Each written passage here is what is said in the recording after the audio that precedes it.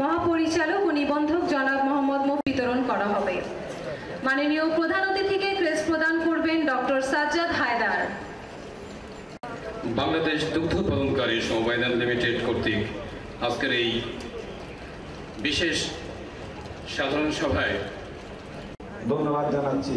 সম্মানিত সুধীমণ্ডলী, আমাদের জাতির জনক বঙ্গবন্ধু শেখ মুজিবুর রহমান খন্দকার মোশাররফ হোসেন বিশেষ দুগ্ধ শীতলীকরণ কেন্দ্র স্থাপনের কার্যক্রম অতি দ্রুত এগিয়ে যাচ্ছে।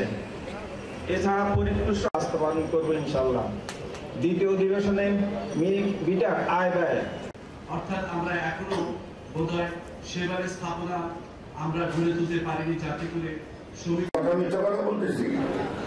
কাজে এই যে গরু পালন করা, এই যে পালা হতো, অনেকটাই নিরুৎসাহ বোধ করতেছি। পরে বাইক ভাবি আসতো। আমরা আমাদের একটা প্রচলিত কথা আছে, দুধে ভাতে মানুষ, মাছে ভাতে মানুষ। মাছে ভাতে মানুষ হলো আমরা যারা পদ্মা নদীর পাড়ে বাস করি।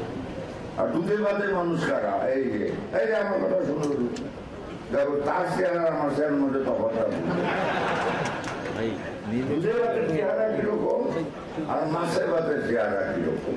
এই জন্য ফরিদপুরে, আমি তো মন্ত্রী ফরিদপুরে আমার বাড়ি, দুগ্ধ খামার ফরিদপুরে করে থাকবেন।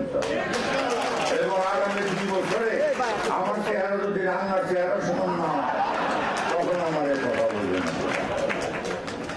কাজেই দুধ একটা আমাদের জাতীয় সম্পদ। এখন এমন একটা পরিস্থিতির মধ্যে আমরা পড়ে গেছি, যান্ত্রিকতার বিবর্তনে। এখন কিন্তু একটা হালের বলদ দিয়ে চাষ করতে